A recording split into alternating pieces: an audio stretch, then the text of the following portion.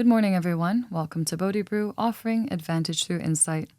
I'm your host, Confidee Kong, Creative Director of Bodhi Research Group. In today's episode, we cover cultural advantage with former visiting researcher Dave Finstad and our founder and CEO, Dr. Ranjan Bhaduri. Dave brings 30 years of experience in investment management, including 25 years dedicated to Canadian pensions.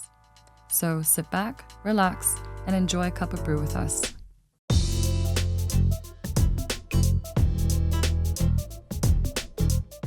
Welcome, everybody, to another episode of BodhiBrew, and with me is Dave Finstad. Dave has 30 years of investment management experience, 25 years in Canadian pensions, and he was also the first ever visiting researcher at Bodhi Research Group, so very proud to state that Dave Finstad is a Bodhi Research Group alumni. Welcome. Thank you, and proud to be a Bodhi Research alumni, and thank you for having me. And, I will start by saying that obviously you've done a lot of work, 30 years almost in manager selection and in investment management. Tell us about how you go about manager selection. What has evolved for you, and give us some insights on that. Yeah, sure. So I started, I think, pretty much the way kind of everybody else in my position did. You look at, there's the 5 Ps. Some people think there's 4 Ps or 6 Ps, but it's things like philosophy, process, portfolio, people, performance. Those are the main issues. And that's kind of how I started, and trying to evaluate managers that way. But doing that, after a couple of years, a couple of problems kind of popped up. Take philosophy and process. If you're talking to one group of smart people, and you listen to their philosophy and process, and then you talk to another group of smart people and hear their philosophy and process, all things being equal, it's not easy to differentiate between them and say, oh yeah, I have confidence that this group is going to do better. And the second one really is performance. I think investors, both retail and institutional, end up chasing performance probably more than they want to admit. There's a lot of randomness in performance, and you're a numbers guy. You know that. It's something that people kind of fall back on. Said, oh, they've done well in the past. They'll do well going forward. So, I figured that there's got to be other factors that help explain performance, ideally on an ex ante basis.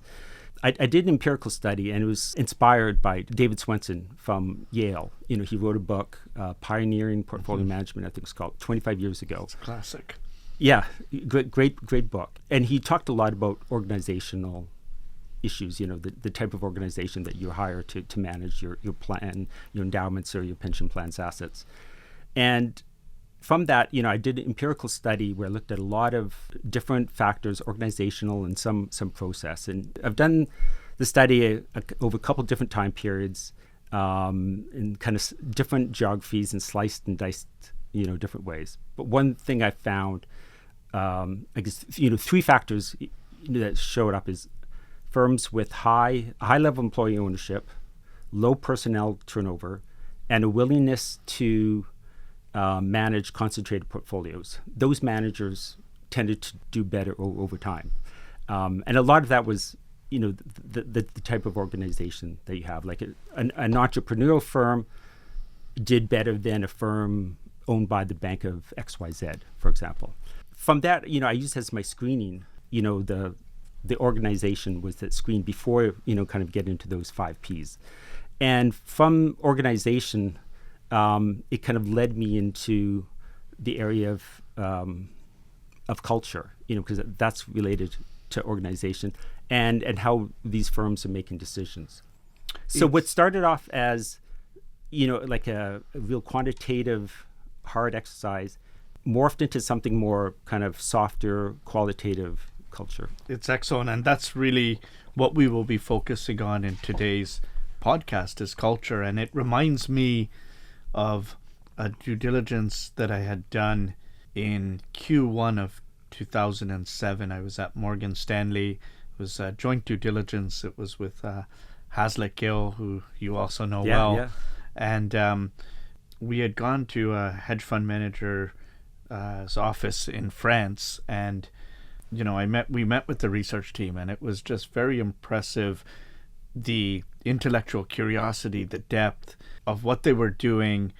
And I started speaking to some of the researchers, not about the actual program and their investment process and so forth, but just even about what their dissertation was on for their PhDs and so forth. And it was very clear that the caliber of these physicists and scientists was top notch, that they were very intellectually curious, that they were very hardworking, and there was a passion and there was a really good culture of research there.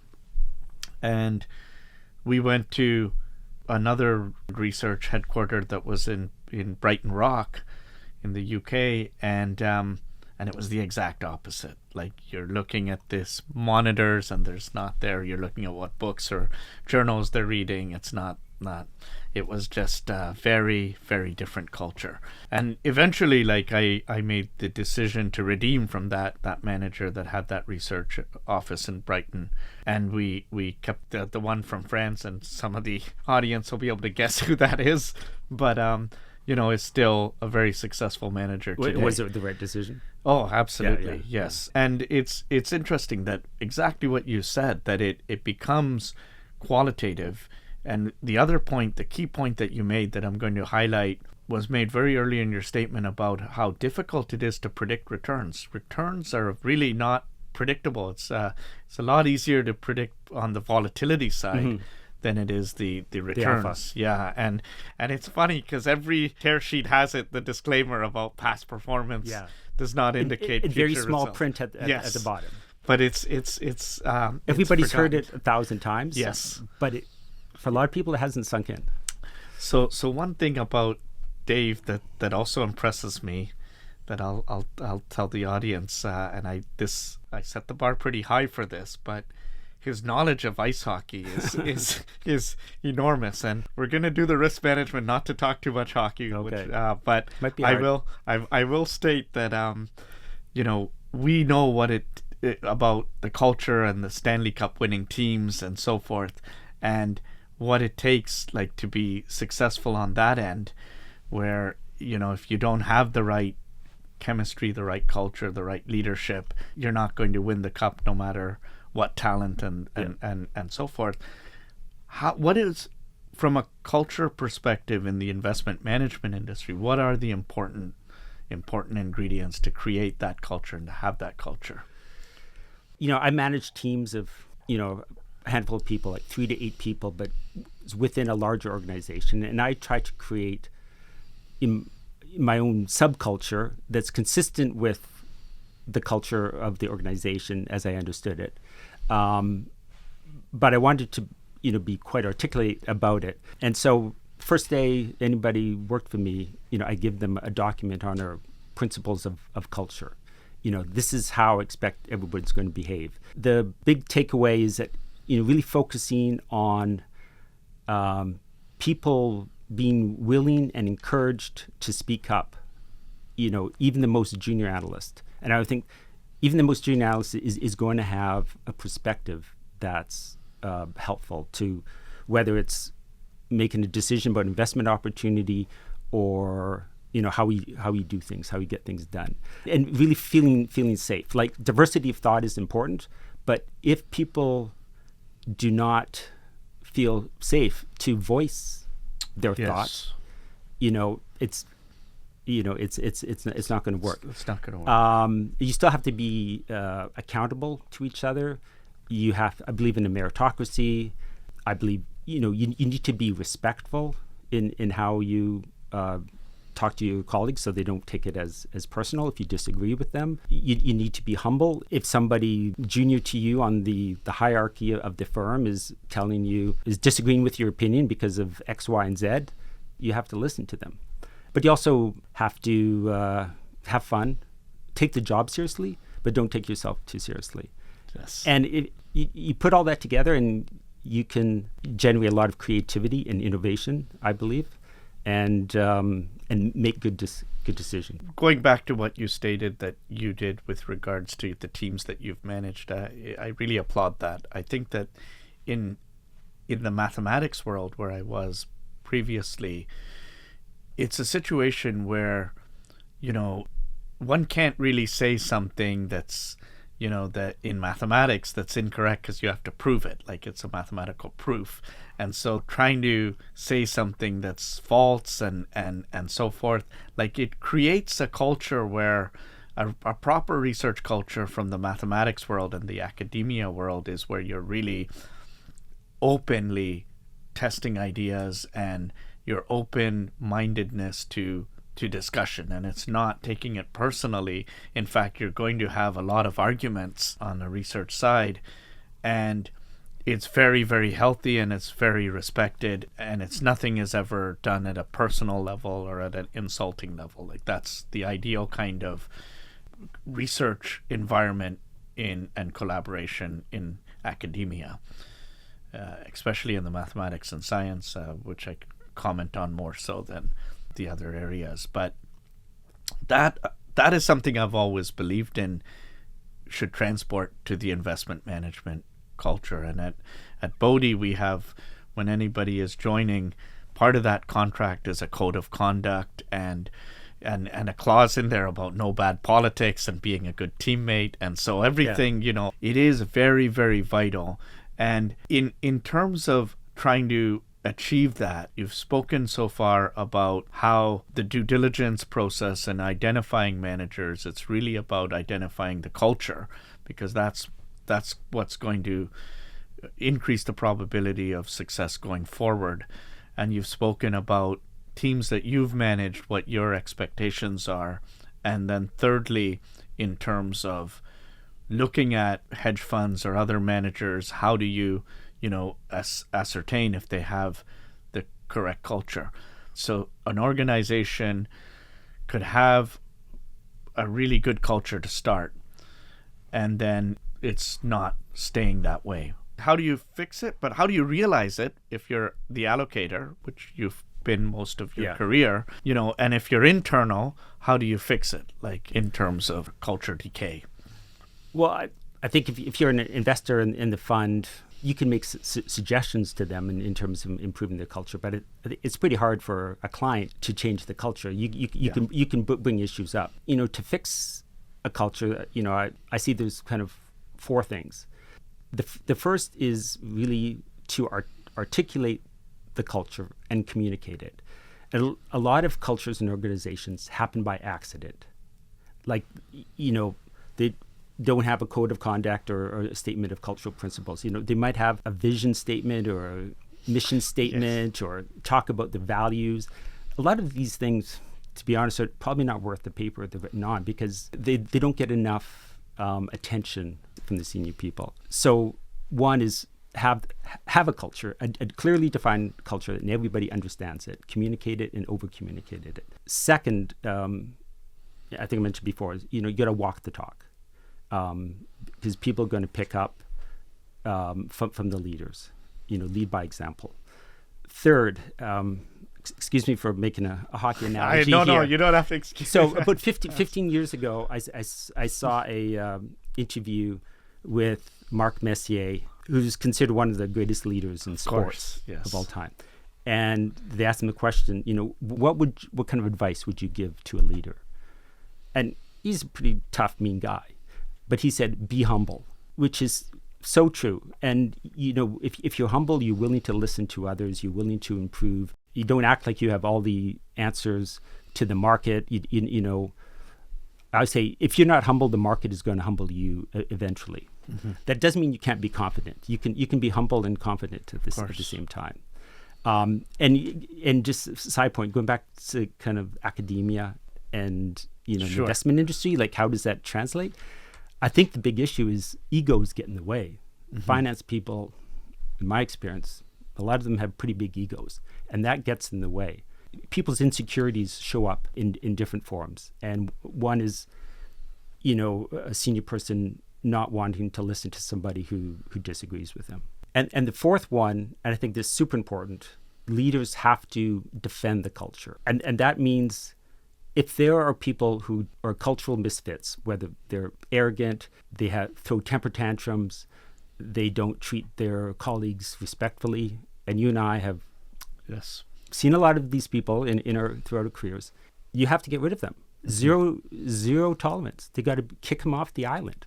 Yeah. And if the leaders don't get rid of people like that, no matter how productive they may seem to be, if they don't get rid of them, it sends a terrible message to the rest of the staff saying this kind of behavior is okay at our organization. And, it leads to grumbling and gossip and all kinds of bad things. No, absolutely. There's so many things, and I'm glad you mentioned Mark Messier, one of the best all-time leaders. What was it, 6 Stanley Cups? Yeah. It is, that being humble and, not having too much of an ego, and that is absolutely critical. Again, I'll go to the math world, like where you can't say something false in the sense that you have to back it up with a proof. Diamonds might not be forever, but a mathematical proof is, right? And that was a big adjustment for when I came from math to finance, where some people would say something with confidence and it was completely wrong. And then I would, think about it and I would say, well, did I not understand that correctly? And then it took me a while before I realized that some people just say things. The culture, again, it's so important. And what other ideas and do you think are very important from a cultural perspective? What else would you like to add? Well, I think one of the reasons why maybe more people haven't embraced the importance of culture and have a statement of culture is it's hard to quantify. And it's one of these soft things. A lot of people say, oh yeah, culture is very important. But a lot of people don't do something about it. And I think they need to, really need to see some of the evidence. And, the work I did on organizational factors, that was evidence-based decision-making. I'm going off on a little bit of a tangent here, but like a larger staff isn't necessarily going to come up better investment performance than a smaller staff. So there's been some research in how personality traits affect behavior and performance. And this might sound a little bit out there, but there was a study, I think about 7 years ago, from it was in a psychology journal. They did personality tests on a number of hedge fund managers. And they found, I think the hedge fund managers had a little bit more, they're looking for dark triad characteristics. So things like Machiavellian, psychopathy, and narcissism. So I believe the study said that hedge fund managers on average had a little bit more of these characteristics than the average person. But those that did lean towards that had worse investment performance and took more risk. So, do what you want with that data, but there's a lot of other studies out, and that's an area that I want to research more, is how personality traits are the ways that you can quantify culture to prove that what I'm saying is not just hold hands and sing kumbaya, that some of the stuff really works. And I've read studies, and sorry I can't quote them, but things like diversity of thought combined with the freedom to speak openly, things like that. I have seen some research on that, but what you're stating, I mean, it's very important, and trying to get those right analytics to be able to measure that. And I won't do it justice, but Simon Sinek, how do you pronounce his last name? I apologize. There's an excellent clip on YouTube that we've shared on a Bodhi book club on LinkedIn, where he had spoken to some Navy SEALs, and it was I think their elite team, then what is that, the Navy 6 or the SEAL Team 6? Okay. Something like that. And I apologize that I'm not fluent or articulate in this, but he stated that if you looked at the ability, to get things done, and then the skill level, and then the trustworthiness, and he put these two on a different axes, and he stated that if they were going into who they wanted in their unit and so forth, nobody wanted the low performance in the bottom, of the low trustworthiness, low performance. And the way he stated it, I believe, was, would I trust you with my life on the performance part, and would I trust you with my wife, right? Like, and so and it was nobody wanted the low performer, low trustworthy, and obviously everybody wanted the high trustworthy, high performance. But what was interesting was people would rather have the low performance, high trust over the high performance, low trust. And obviously this is relatively speaking, so low performance, they're still Navy SEALs, and so they can perform, but that trustworthiness, then his next comment was, in the business world there's all these analytics with regards to trying to measure performance, and whether we're talking about internal performance, the bonuses and so forth, but how much is being measured on that trustworthiness and that integrity as a teammate and all the intangibles that you really need in order to have a winning team. And he, again, I think he articulated it very, very nicely, but it's exactly what you're stating, right? That's what, you're needing to find those kinds of analytics to be able to measure this and in a more direct way, because this could make a profound impact on decision making in organizations. And if I could just add on that, I think one of the ways organizations could address this is doing 360 reviews. Yes. With people, kind of rate everybody around them, kind of above and below them, same level as them. And I think that can help identify some of the cultural misfits. Mm-hmm. And conversely, I think back to your point, there are some people I've worked with who are kind of average performers that maybe don't have some of the technical skills to really go far in the career, but they're maybe content in their position. But if they're great cultural ambassadors, that people just working with them, makes your day better, makes you want to stay at that organization. Not everybody can be Gretzky. You need some fourth line centers, and some of those people are important. Very important. And they're easy to get along with, and they might make life better for everybody, and really can make an outsized contribution to the culture relative to their position. Is very important. You're only as strong as your weakest link, right? That's so I really like that comment that you made about cultural ambassador, and there have been people through my career where you go into work and there are some folks, the glass is half full, there's others, the glass is half empty, and then there's some where the glass is half full with cyanide in it and they're constantly complaining and whining and just creating a negative energy environment. And I'm not saying again to have rose-colored glasses and so forth, but it all is a team at the end of the day, and everybody's contributing, everybody has a role, and it's critical to the culture. So your points are great point. I think we're don't have a lot of time left, but I wanted to ask you, you told me a quote about what your dad said once about hiring, and I want to get it from you, because I think it was a brilliant quote. I will state that. Yeah, no, thank you. My late father was a physicist, and he once told me that second-rate people are insecure and they want to hire third-rate people, and first-rate people want to hire people who are better than them. And that quote is really something that I believe in strongly.